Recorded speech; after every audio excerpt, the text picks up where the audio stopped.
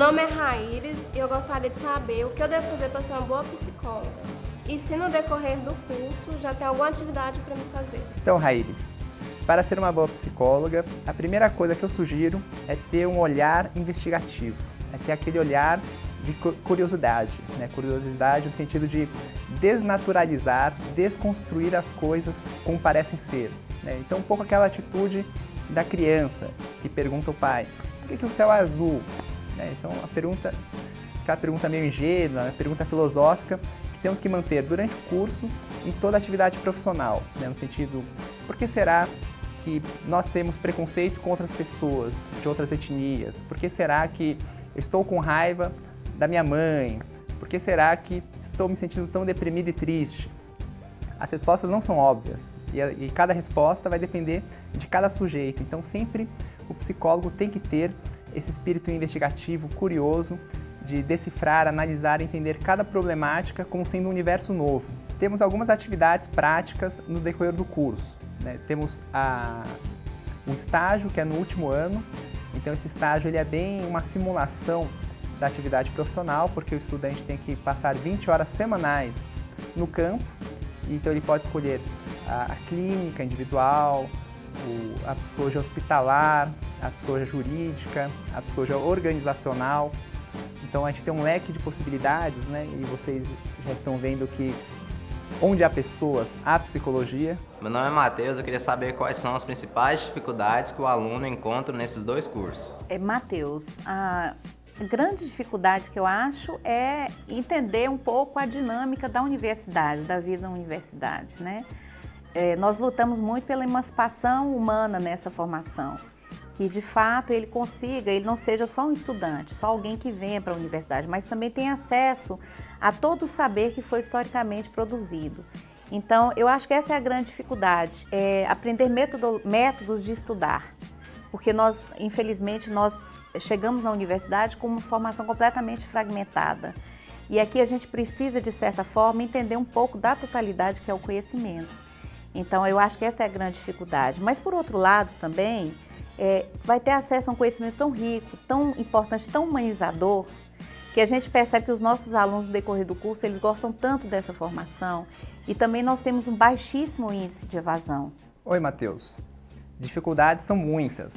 E no caso da psicologia, como estudamos o comportamento humano, o ser humano, as emoções, as relações com as outras pessoas, é impossível sair incólume ao curso, né? No que se refere que sempre ao estudarmos as teorias e as técnicas, acabamos pensando nos nossos próprios problemas, nos nossos próprios sofrimentos. Então, muitas vezes, há um sofrimento do estudante nesse curso, né? Por se deparar com seus pontos cegos, com a sua própria história de vida, né? Então, uma das coisas que a gente sugere aos alunos é que passem por algum tipo de processo psicoterápico, né? Então, é só imaginar, né?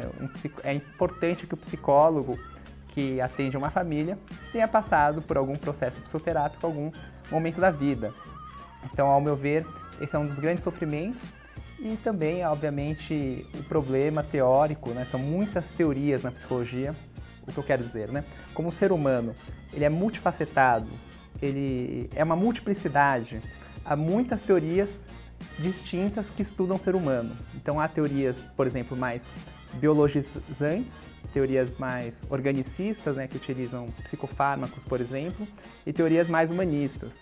E aí o aluno tem que optar por que tipo de teorias ele lerá o fenômeno humano. Então também é uma das fontes de angústia no decorrer do curso.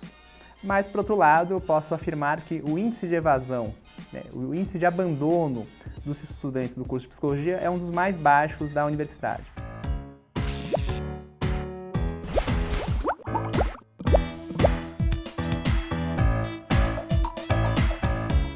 Você considera a sua escola criativa? As escolas que conseguem transcender a elas mesmas, as escolas que conseguem enfrentar as dificuldades, os problemas, dialogando no coletivo e criando novas perspectivas para o trabalho que elas desenvolvem. Iago estuda em uma escola assim, está no último ano do ensino médio e já é um pesquisador, com vocação para a área da saúde. Nós já entramos agora na reta final, tanto do ano letivo quanto da finalização do projeto.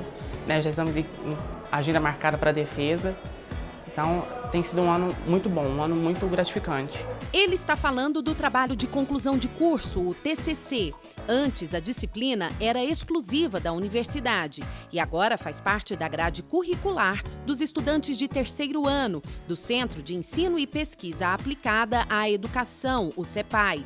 Essa e outras práticas inovadoras fizeram a escola ser considerada criativa. Eu vejo que sempre que a gente privilegia, né, a aptidão de cada aluno, ele responde com muita satisfação, com muito entusiasmo.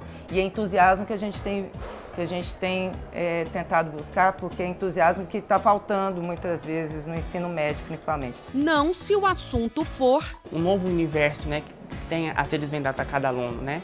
Porque daqui sairão grandes médicos, grandes profissionais, né, para a carreira, seja o aluno ingressando na carreira, a carreira de graduação acadêmica ou não, às vezes mesmo para o mercado de trabalho. Mundo afora, conta a coordenadora no Centro-Oeste da Rede Internacional de Escolas Criativas, a nova proposta para a educação é movida e regida pelo protagonismo. Quando você está inserido em um contexto em que as pessoas, os professores, os gestores, os pais, estão inquietos e entendendo que o que está sendo ofertado na formação da criança é pouco, acho que essa criança já está num ambiente ótimo, que as pessoas estão inquietas, buscando ofertar algo mais. Algo que tenha como alvo transformar. Essa relação tradicional entre professor e aluno, que foi configurada na época da industrialização, né, em que os alunos, né, a educação foi feita justamente para formar mão de obra, né, que nivela todos os alunos como a mesma coisa, né, como o mesmo sujeito, como se fosse um sujeito coletivo. E a gente entende hoje em dia que são indivíduos, né, que têm aptidões, né, diferentes, né. Então, o que a gente sabe é que a gente precisa mudar isso.